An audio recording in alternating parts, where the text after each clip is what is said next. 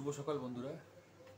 আজকে আমাদের যে ডিসকাশনের টপিক সেটা হচ্ছে একটা নিত্যনৈমিত্তিক জীবনের ওপরে। এই যে আপনারা দোকানে গিয়ে বলেন এই একটা প্যান 40 দে বা একটা ওমেস 20 দে, রাদার আমরা এটাকে প্র্যাকটিসের ভাষায় বলি প্যান্টোপ্রাজল বা ওমেপ্রাজল। তাহলে প্যান্টোপ্রাজল বা ওমেপ্রাজল যে আপনি নিজে নিচ্ছেন, সকালে একটা করে উঠে প্যান্টোপ্রাজল খেয়ে নিচ্ছেন, বিকেলে ঘুম থেকে উঠে প্যান্টোপ্রাজল খেয়ে নিচ্ছেন, পেটটা ফোলা ফোলা লাগছে, গা ভারী ভারী ভাব লাগছে, অনেক সময় শোনা যাচ্ছে যে গ্যাস হাঁটুতে নেমে এসছে, গ্যাস মাথায় উঠে গেছে, পেট ভারী ভাব, পেট কামড় দিয়ে পায়খানা, সব কিছু গ্যাস থেকে হচ্ছে। তাহলে এই যে গ্যাস, এটা আসলে কি? আপনারা কি জানেন এই যে আমরা প্যান্টোপ্রাজল ইউজ করি ঘন ঘন বা এই ধরনের ড্রাগ, তাদের কী প্রবলেম হতে পারে বা কীভাবে আপনি কমাতে পারেন?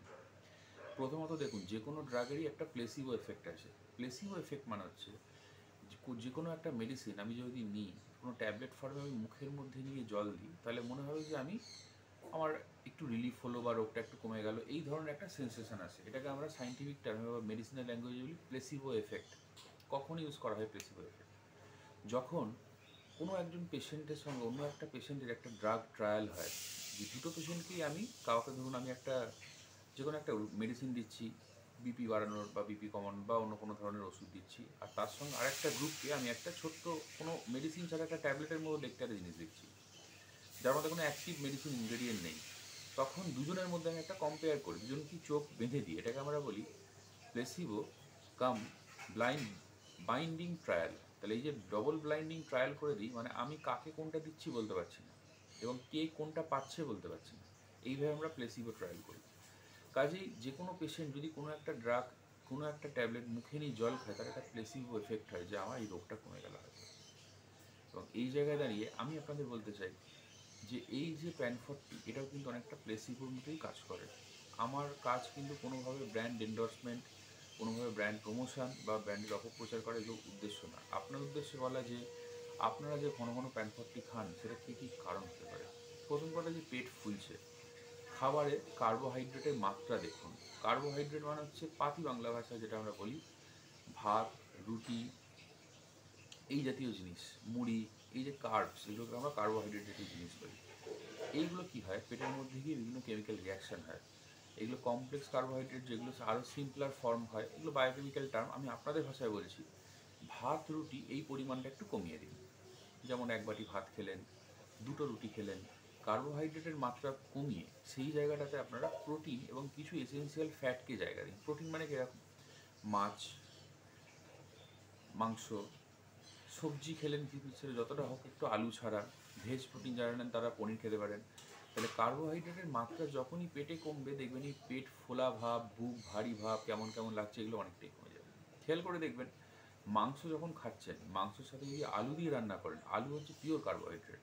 তাহলে আলু যেহেতু কার্বোহাইড্রেটের মধ্যে পড়ছে, মাংস আলু দিয়ে খেলে কিন্তু তার একটা পেট ভারী ভাব আসতে পারে, যেখানে মাংস দিয়ে আলু ছাড়া আপনি খান তাহলে কিন্তু আসবে না।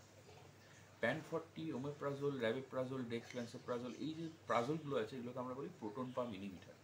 প্রোটন পাম্প ইনহিবিটারের কাজ হচ্ছে, আমাদের পেটে একটা পাম্প থাকে, অ্যাসিড পাম্প, যেটাকে H plus potassium ATPase pump বলে।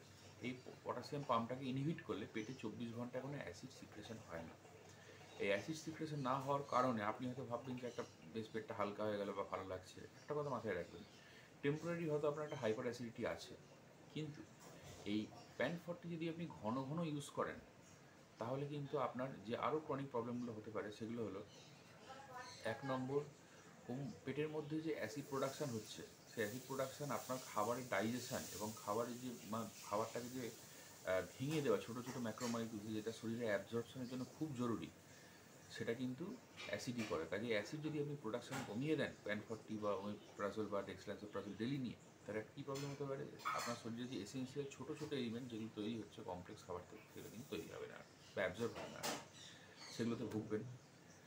দ্বিতীয় হচ্ছে আয়রন। আমরা যেটাকে আয়রন বলি, আয়রন বা আয়রন, যেন আয়রন ফলিক অ্যাসিড ট্যাবলেট দেওয়া হয়, প্রেগনেন্সি মায়েদের দেওয়া হয়, অনেক সময় বাচ্চাদের দেওয়া হয়, কোনো আয়রন ডেফিসিয়েন্সি অ্যানিমিয়ায় দেওয়া হয়।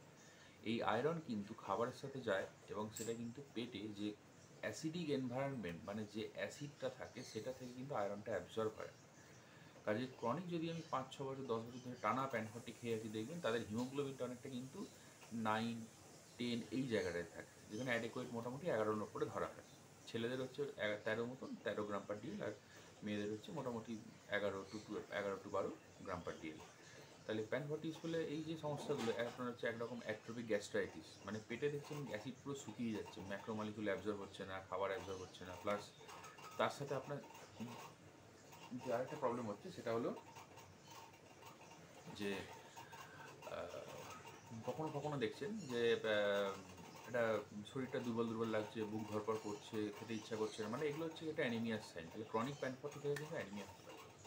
কাজেই গ্যাসের মাত্রা যদি কমাতে হয়, খাবারে কার্বোহাইড্রেটের মাত্রা কমান, মানে বাঙালি খাবার যেগুলো ভাত, রুটি, আলু, এই জাতীয় জিনিসের পরিমাণ কমান। তার জায়গায় একটু প্রোটিনের মাত্রা বাড়ান, ডিম নিতে পারেন, আপনি মাংস নিতে পারেন, মাছ নিতে পারেন, সব কিছু খান, আলুটা একটু কমিয়ে দিয়ে খান। এই ধরনের ডায়েটই কিন্তু আমরা বেসিক্যালি টাইপ 2 ডায়াবেটিস মেলাইটাসও প্রেফার করি। ঠিক আছে, তাহলে রাত্রিরে খাওয়া সবসময় 8টার মধ্যে খাবেন এবং যত পরিমাণ অল্প খাবার খাওয়া যায় সেটাই খাবেন। কারণ এই খাবার কিন্তু যদি অন্য পাথর দিয়ে যায় গ্লাইকোলাইসিস তৈরি করে, এবং সেটা দেখা যায় যে কখনো কখনো আমাদের কিন্তু শরীরের মধ্যে বিভিন্ন বিপাকীয় সমস্যার দিকে যেতে পারে। যেমন ধরুন কেউ রাত্রিরে প্রচণ্ড খেয়েছিল, অনেক কিছু খেয়েছিল, তার তো একটা প্রচুর এনার্জি জেনারেট হচ্ছে, সেই এনার্জিটাকে ছাড়ার জন্য বডি সেই জায়গাটা থাকে না।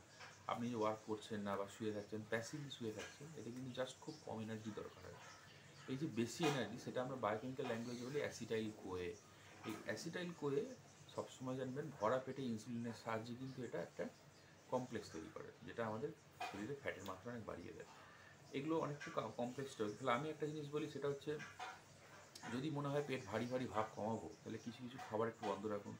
দুধ, ফল, মিষ্টি, ময়দা, লঙ্কা গুঁড়ো, এই তিনটে খুব কমনলি পেট ভারী ভাব বাড়ায়, কামড়ানো বাড়ায়। খাবারে কার্বোহাইড্রেটের মাত্রা কমান, খাবার সময়ে খান এবং পরিমাণ মতো খান, কমও না বেশিও না। তাহলে দেখবেন সব কিছু ব্যালেন্সে চলবে। রেগুলার আপনাদের প্যানফর্টি, অমেপ্রাজোল, ডেক্সল্যান্সোপ্রাজোল বা এই ধরনের খাবার যে টেন্ডেন্সি, এগুলো অনেক কমে যাবে। তাতে আমরা অনেক দুরারোগ্য রোগ থেকে মুক্তি পাবেন। শরীরে অজান্তেই কিন্তু অনেক দুরারোগ্য রোগ আসতে পারে। নমস্কার, আগামী ভিডিওতে আবার দেখা হবে। সবাই ভালো থাকবেন। চ্যানেলটিকে লাইক, শেয়ার অ্যান্ড সাবস্ক্রাইব করবেন, বেল আইকনটিকে প্রেস করবেন আরও আপডেট পাওয়ার জন্য। Thank you.